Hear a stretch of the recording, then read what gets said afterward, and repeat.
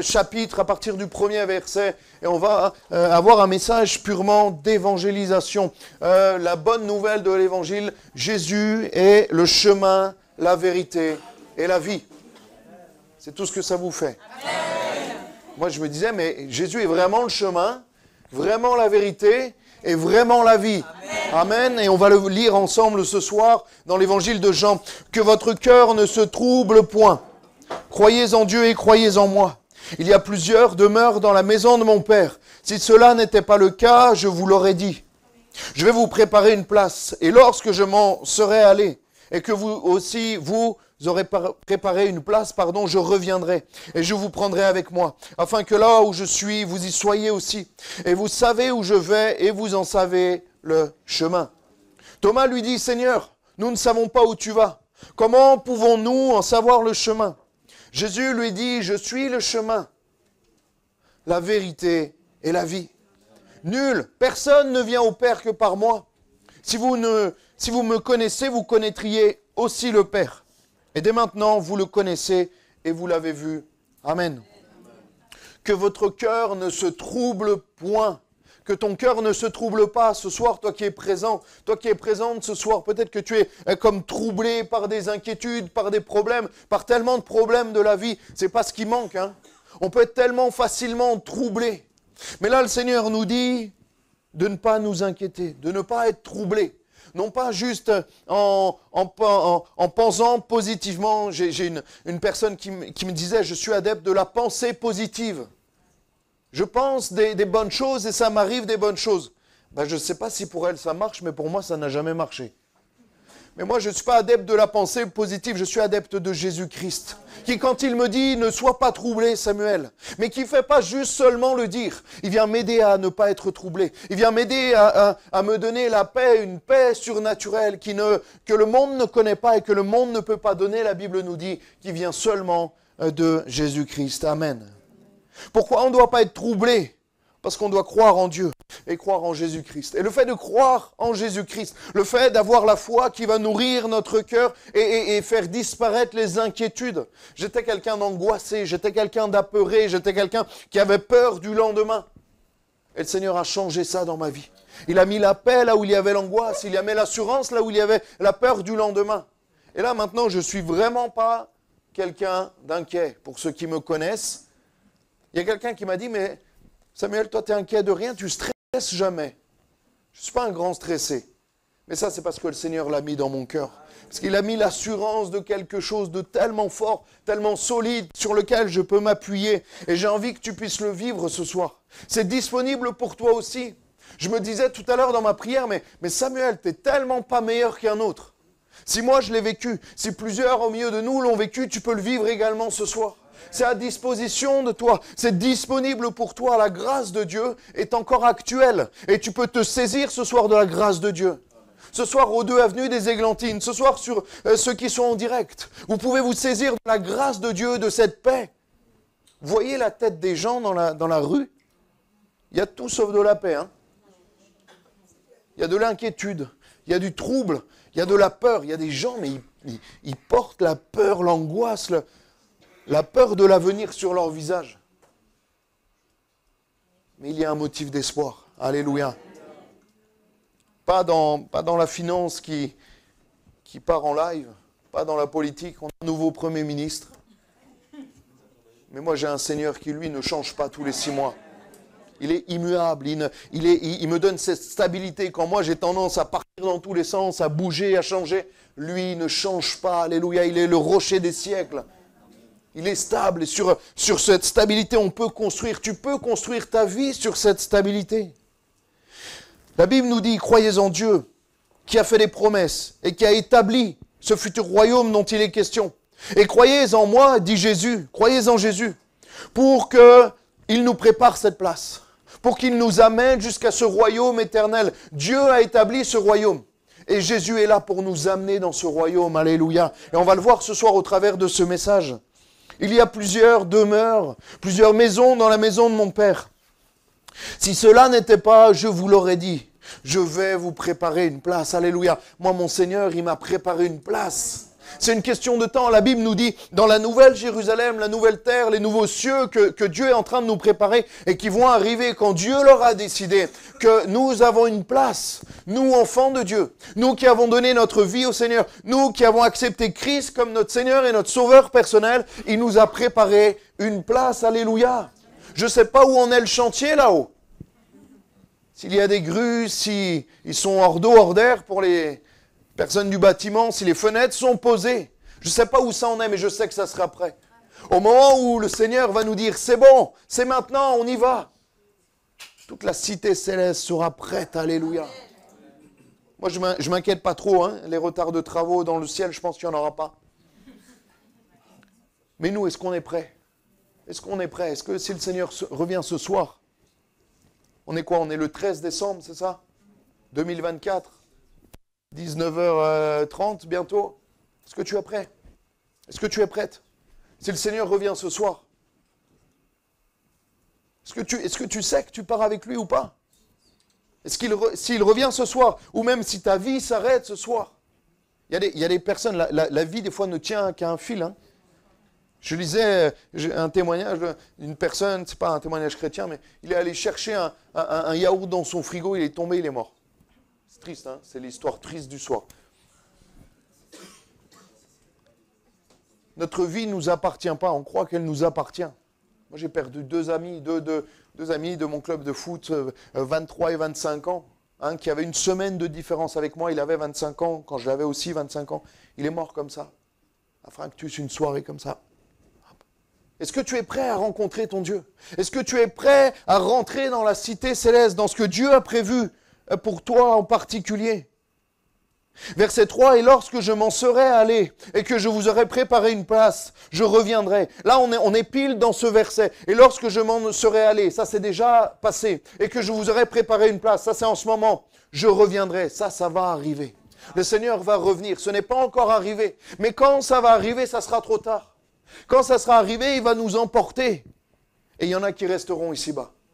Moi, je sais qu'il va partir avec moi. Je sais que le Seigneur va me prendre. Non pas parce que je suis meilleur, non pas parce que je suis pasteur, non pas parce que je suis orgueilleux, non pas parce que je me le dis pour me rassurer, mais parce que j'ai fait le nécessaire pour que ma vie soit en règle. Et pour que mon nom soit inscrit dans le livre de vie. Et pour que j'ai comme postulé un logement dans la cité céleste. Est-ce que tu as déposé ta candidature au ciel? Ce qui est bien, c'est que, c'est différent qu'avec les HLM, 100% d'acceptation. Alléluia. 100% d'acceptation. Mais il faut quand même déposer le dossier. Déposer le dossier avec Dieu, c'est lui donner ta vie. C'est demander pardon pour tes péchés. C'est dire, Seigneur, je reconnais que je suis pécheur et privé de la grâce de Dieu. Mais vu que je te demande pardon, vu que je me repens, je suis gratuitement justifié en Jésus-Christ qui a donné sa vie pour moi à la croix. Amen. Premièrement, on l'a vu, il est question d'un chemin. Définition du Larousse nous parle d'une voie de terre, d'une route établie pour mener d'un lieu à un autre. Sur quel chemin marches-tu? Dans quelle direction vas-tu? Et les personnes, elles sont complètement perdues. Elles ne savent pas où elles sont, elles ne savent pas où elles vont, elles ne savent pas d'où elles viennent. Et j'étais comme ça. Et à un moment donné, le Seigneur s'est révélé à moi et j'ai su. J'ai su que mon avenir n'avait aucun avenir s'il n'était pas en Jésus-Christ. J'ai réalisé que ma vie ne valait même pas la peine d'être vécue si Jésus n'était pas au centre de ma vie. J'ai réalisé que tout ce que le monde pouvait m'offrir, que les soirées, que l'alcool, que les filles, que toutes ces choses n'étaient que vains et n'avaient aucune valeur, aucune durée. N'étaient que des choses, les plaisirs du monde, les restaurants, les fêtes, qui ne sont pas toutes des mauvaises choses en soi, mais ne satisfaisaient pas mon cœur. Ou que momentanément. Je vous disais pas, je peux pas vous dire que j'étais malheureux dans ces soirées où j'étais avec mes amis, on s'amusait. Mais quand je rentrais chez moi, le vide revenait dans mon cœur. Et la solitude m'envahissait et me rongeait. Il y en a qui étaient dans ce cas-là. Il n'y a que le Seigneur qui a pu remplir mon cœur. Il n'y a que le Seigneur qui a pu remplir mon cœur définitivement. Des fois, je me dis, j'ai beau être seul, j'ai beau être marcher tout seul dans la rue, le Seigneur est avec moi. Le Seigneur est avec moi. Ce qui me fait rire, c'est que je me souviens, quand je rentrais en stage, je prenais mon pasteur Pascal pour un fou, parce qu'on était à l'hôpital et il chantait tout le temps des cantiques. Et je voyais les infirmières nous regarder, le regarder comme un fou, en disant, lui, il n'est pas dans le bon hôpital. Et je disais, Pascal, arrête là, tu nous mets la honte. Il avait une telle joie dans son cœur. Et je me rends compte que maintenant, c'est les jeunes qui me disent ça. Samuel, pourquoi tu chantes tout le temps? Alléluia, parce qu'il y a une joie dans mon cœur. Même si je ne chante pas très bien, je chante de tout mon cœur pour le Seigneur. Il y a une joie, il y a une paix qui... Des fois, je me rends pas compte, mais je chante, je suis dans la rue, je chante. Ou des fois, encore plus bizarre, je prie en langue. Je dis, Samuel, calme-toi. L'autre fois, j'avais les écouteurs, j'étais dans les frigos à Lidl, et je commençais à prier en langue et à chanter en langue. Et là, il y a une dame, elle m'a regardé un peu bizarrement. Je dis, oula, oui. J'ai enlevé les écouteurs, je me suis dit, ouais, bon, là, on va se calmer. Mais parce qu'il y a quelque chose de plus dans le cœur que je n'avais pas. Seigneur peut changer ta vie ce soir. Seigneur peut changer ta vie, alléluia. Je me rends compte que je parle de tout sauf de mes notes. Alléluia, on avance. Il est le chemin. Je ne sais pas si toutes les routes mènent à Rome, mais chaque chemin a une destination. Chaque chemin a un but. Nous, en montagne, dans mes belles montagnes de Haute-Savoie, que je retrouve dans une grosse semaine, alléluia, gloire à Dieu, il y a des panneaux pour la promenade. Il y a la distance, il y a le temps et il y a l'objectif. Lac Vert, Mont Blanc, Montjoli, Montjoux. Et on voit les distances à pied. Et il y a le chemin qu'il faut suivre. Et il y a des panneaux au fur et à mesure de l'avancée. Et on voit le temps qui baisse. Et on voit la destination qui s'approche. Il y a toujours une destination pour le chemin. Et j'aimerais te poser cette question. Quelle est ta destination? Où est-ce que tu vas? Il y a des gens qui assument vivre au jour le jour et ne pas penser au lendemain. Mais quelle est ta finalité? Quel est le but de ta vie? Quel est l'objectif final? Quand tu vas vieillir, quand ta vie va s'arrêter, quel est le but pour l'éternité? Parce que tu ne le saches ou pas, que tu le reconnaisses ou pas, que tu y crois ou pas, il y a une vie éternelle et il y a aussi une mort éternelle. De quel côté vas-tu aller? De quel côté vas-tu aller? La Bible nous dit que le seul chemin, c'est Jésus-Christ. Et il n'y en a pas d'autre. Il ne nous a pas dit, je suis l'un des chemins. Je suis un chemin. Je suis le chemin. Le seul chemin. Le seul médiateur. La Bible nous dit, le seul lien entre nous et Dieu. Le seul médiateur qui nous ait été donné. Le seul nom qui nous ait été donné parmi les hommes. Par lequel nous pouvions être sauvés, c'est le nom de Jésus. C'est clair. C'est tellement clair. Le chemin pour arriver au ciel, là où il est, pour que là où il est, nous y soyons aussi. Alléluia. C'est comme si tu vois un panneau marqué Jésus, 2 minutes 30, 4 ans et demi. Pour que là où il est, nous y soyons aussi. Dieu nous aime tellement. Jésus nous a tellement aimés qu'il a donné sa vie pour nous. Pour que là où il est pour l'éternité, on y soit aussi. C'est tellement beau. Je ne sais pas ce que ça vous fait, mais moi ça réjouit mon cœur. Verset 5. Thomas lui dit, Seigneur, nous ne savons où tu vas. Comment pouvons-nous en savoir le chemin? Tellement d'hommes et de femmes cherchent le chemin. Là où aller, même là où chercher. Comment être sauvé après la mort? Et là, le Seigneur nous le révèle. Même dans Jean 10, verset 9, il nous dit, je suis la porte. Jésus, il est tellement de choses. Il est le pain de vie, il est la source, mais il est aussi la porte. Si quelqu'un entre par moi, il sera sauvé. Il entrera et sortira et il trouvera des pâturages. C'est-à-dire que le chemin, c'est Jésus. Et ce chemin se finit par une porte. J'ai envie de dire symboliquement fait du bois de la croix, recyclé avec le bois de la croix, pour qu'on puisse entrer dans les pâturages. Ça nous parle de la vie éternelle et de l'éternité avec Jésus. Vous imaginez ce bois qui est un peu transformé pour faire une porte et un passage vers l'éternité et vers Dieu. Alléluia. C'est-à-dire que sans la croix, il n'y avait pas de porte. Et sans la porte, il n'y a pas d'accès au paradis, à l'éternité, à la vie avec Jésus, avec Dieu. Mais la porte a été faite avec le bois de la croix. Alléluia. Éphésiens 2,18 nous dit « Car par lui, nous avons les uns et les autres un accès auprès du Père dans un même esprit. » Car par lui. La Bible nous dit, et la Bible est claire dans les 4 évangiles, et même avant et même après, prophétiquement avant, et même au niveau des épîtres de Paul, etc., et notamment dans l'Apocalypse, qu'il n'y a pas d'autre moyen par lequel on peut être sauvé, si ce n'est par le nom de Jésus. Ça veut dire qu'il n'y a pas d'autre chemin. Tous les autres chemins mènent à la perdition. Mais le chemin, Jésus-Christ, mène à la vie et à la vie éternelle. Je suis le chemin, la vérité et la vie. Personne ne vient au Père que par moi. Hébreux 10, verset 20 nous dit également, « Ainsi donc, frères, puisque nous avons, au moyen du sang de Jésus, une libre entrée dans le sanctuaire, alléluia.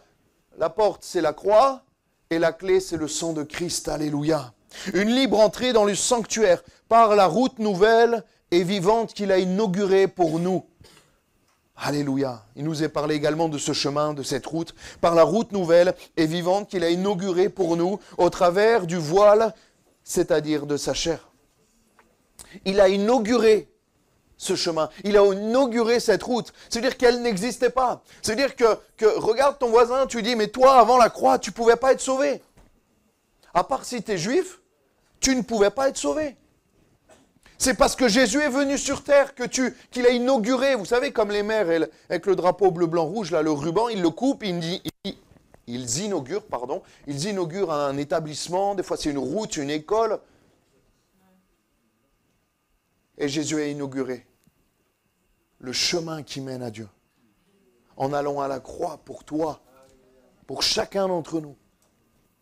Et tu peux te dire, mais je crois qu'il y a quelqu'un ce soir qui se dit, mais moi, non, Dieu ne peut pas faire ça pour moi. J'ai envie de te dire, si tu étais une seule personne sur terre, il l'aurait fait pour toi.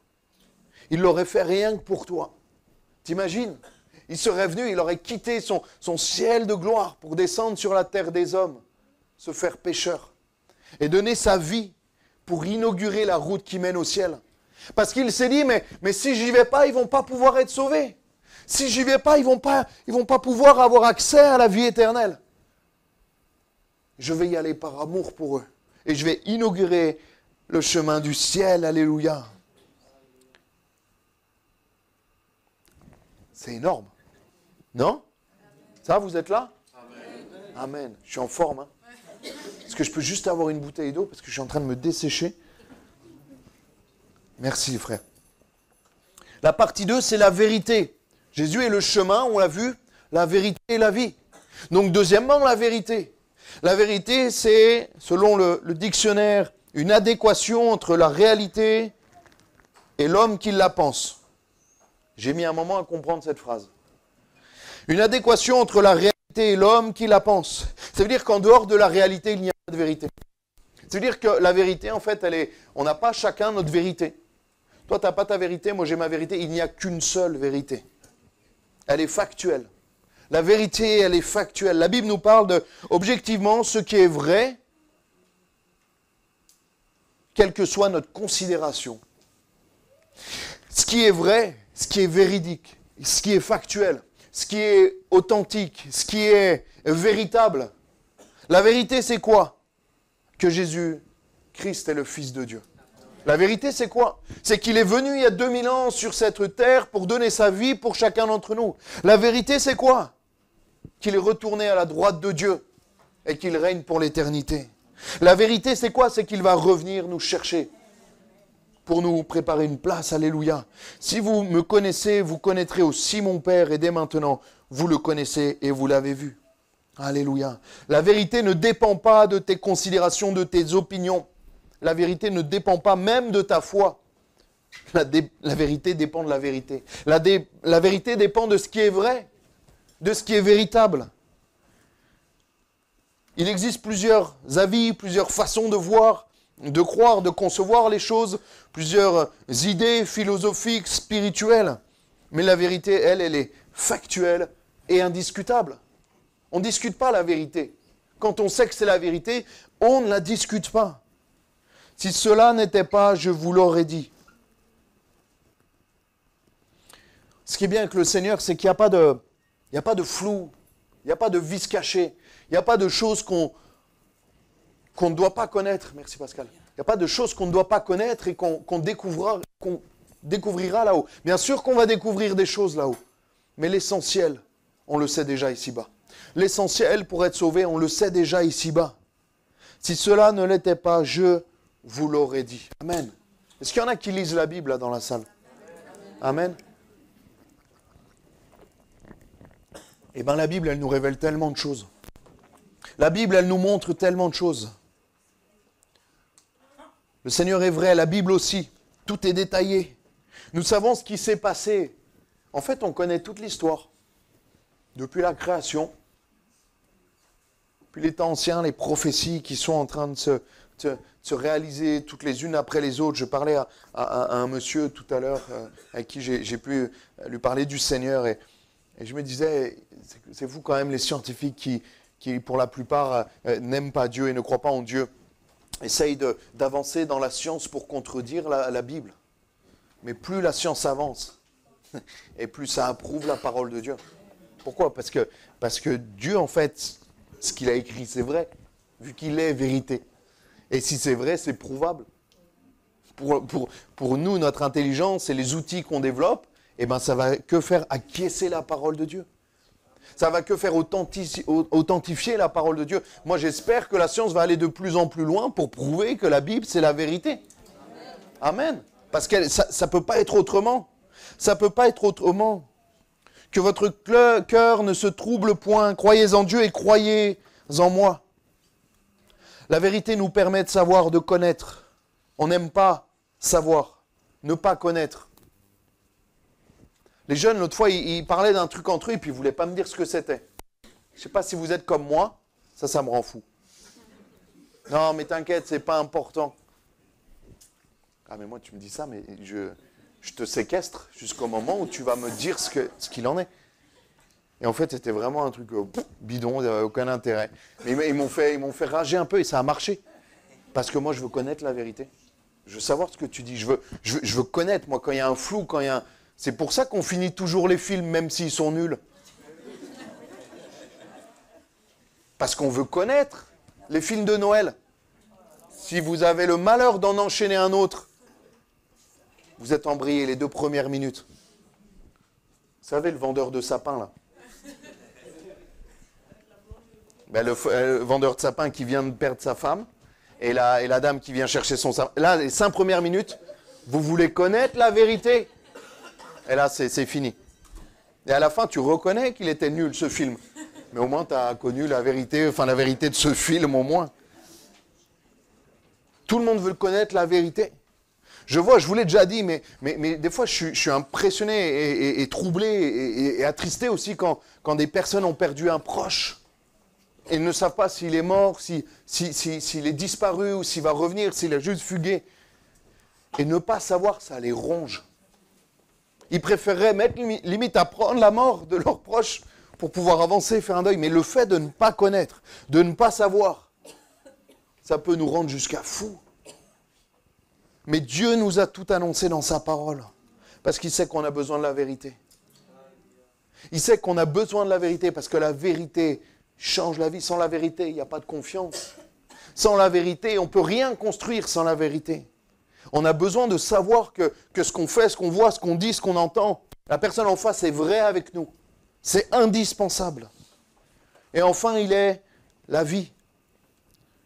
Jésus est le chemin, la vérité, la vie. J'ai envie de dire, la vie, c'est la conséquence du chemin plus la vérité égale la vie. Jésus est le chemin de la vérité qui mène à la vie. Si je peux me permettre de remettre cela dans l'ordre. Jésus est le chemin de la vérité qui mène à la vie. Il n'y a pas de vie en dehors de Jésus. Il y a une vie éphémère, temporaire, mais après qui découle sur la mort. Mais la Bible nous dit que celui qui est en Jésus-Christ ne mourra point. Que même s'il meurt, il vivra éternellement. Que nous, la mort, c'est un passage, mais tellement fin, qui nous amène directement dans la vie éternelle. C'est même pas un passage, c'est une transition vers la vie éternelle. Alléluia. Christ est ma vie, la mort m'est un gain. Parce que nous, quand on meurt, on gagne la vie éternelle. Quand on meurt, on perd toutes les maladies, les souffrances, les inquiétudes, toutes les choses négatives, et on gagne la vie éternelle en Jésus-Christ. La vie dont on nous parle dans ce verset, c'est la vie éternelle. En fait, c'est juste la formule pour vivre éternellement. C'est la formule mathématique, j'ai envie de dire, pour vivre éternellement. Le chemin plus la vérité égale la vie. Jésus égale la vie. Vraiment, j'étais nul en maths. Mais ça, je le sais. Que Jésus égale la vie. E égale MC2, ça j'en sais rien. Pi, j'en sais rien. Et ça ne m'a pas manqué dans la vie jusque-là. Je vous dirais si jamais un jour j'en avais besoin et que je ne savais pas. Mais ce que je sais, c'est que Jésus est la vie. Et que Samuel plus Jésus égale vie éternelle. Vous savez, l'évangile, c'est simple. Hein. L'évangile, c'est pour les gens simples comme moi et peut-être comme certains ce soir. L'évangile, ça doit être compréhensible par un enfant de 5, 6, 7, 8 ans. L'évangile, tellement ça doit être simple et tellement c'est simple, Jésus il inventait des histoires, des paraboles pour que tout le monde comprenne. Alors ce soir, s'il y a une chose à retenir, tu mets ton prénom plus Jésus égale vie éternelle. Et si tu mets juste ton prénom égale mort. Je suis désolé, hein, mais au moins c'est simple et au moins vous retenez quelque chose ce soir. Jésus plus ton prénom égale la vie éternelle. Alléluia. Est-ce qu'il y a Jésus à côté de ton prénom pour qu'il y ait la vie éternelle? Mais ce n'est pas juste te dire, oui, mais moi je suis chrétien, oui, j'ai une Bible chez moi. Non, non, est-ce que tu es véritablement avec Jésus? C'est facile, hein, on se dit tous chrétiens. Ce soir, si on est là, à part peut-être un ou deux curieux, si on est là, on est tous chrétiens. Ok, jusque-là, ça va. Hein. Mais est-ce que Jésus est vraiment avec toi? Parce que le fait de venir dans une église ne te sauve pas. Le fait d'avoir Jésus-Christ dans ton cœur te sauve. Le fait d'avoir le pardon de tes péchés te sauve. Pas le fait de venir à la réunion à 19h à l'Ariane. Ça, c'est sympa. Ça fait du bien. Ça réconforte. Mais si tu n'acceptes pas Jésus, tu n'as pas la vie éternelle. Ce n'est pas moi qui le dis, c'est la parole de Dieu. Nul ne vient au Père que par moi. Si vous me connaissiez, vous connaîtriez aussi mon Père. Et dès maintenant, vous le connaissez et vous l'avez vu. Ça nous dit quoi? Que Jésus est Dieu. Jésus est Dieu. Tout simplement.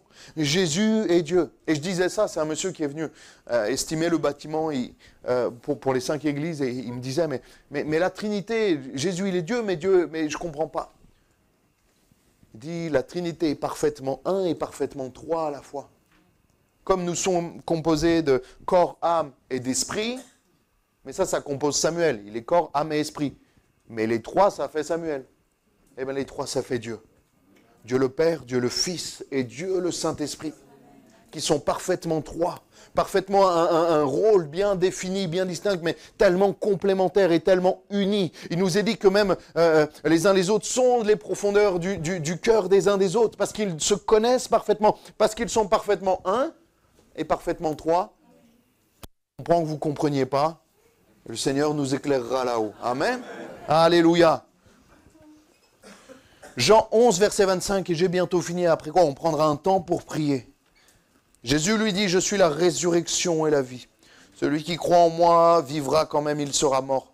Ça c'est le texte que je vous citais de tête tout à l'heure. Et quiconque vit et croit en moi ne mourra jamais. Est-ce que tu crois cela? La Bible te dit. Est-ce que tu crois que si tu vis et tu crois en Jésus, tu ne mourras jamais? Waouh, c'est tellement beau.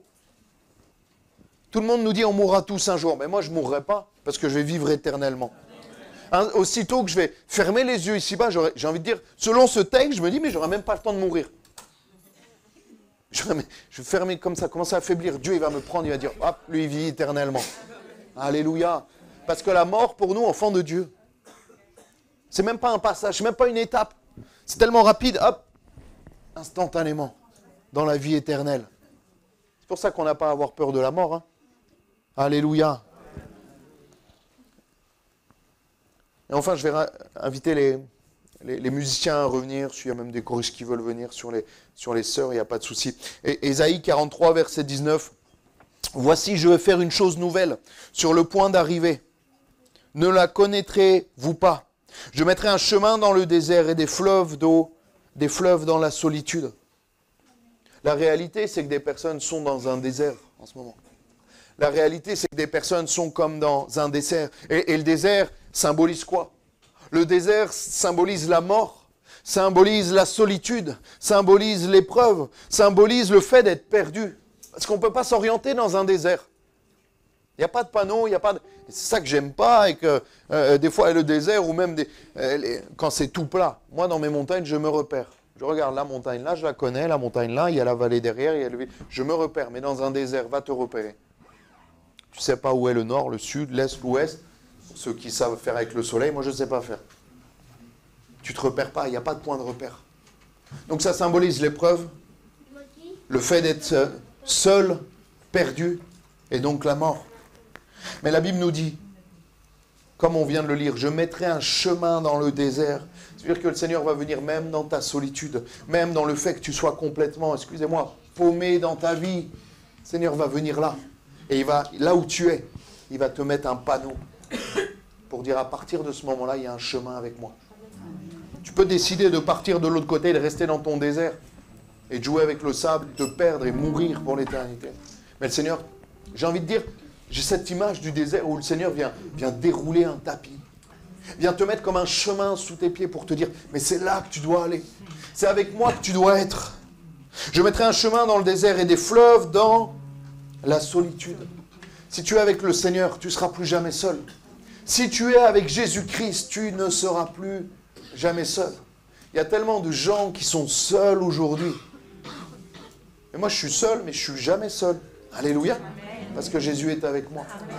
Et il y a des gens, même quand ils sont entourés de leur famille, de leurs proches, de leurs collègues, même dans une foule de milliers de personnes, ils se sentent tellement seuls. Jésus peut venir dans ton cœur ce soir. Jésus peut venir dans ton cœur ce soir.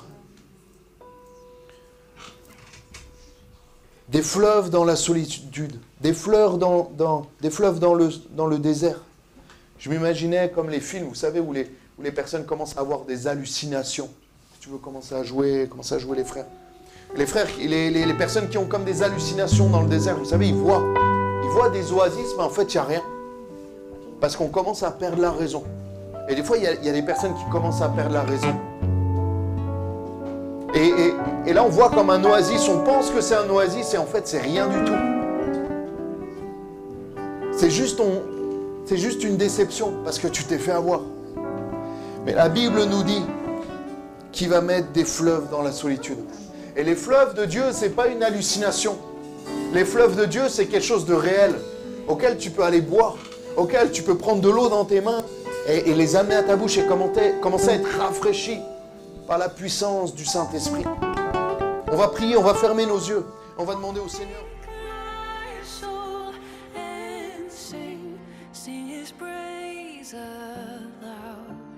Sing his praise aloud. Oh, awake my soul and sing his praise aloud. Sing his praise.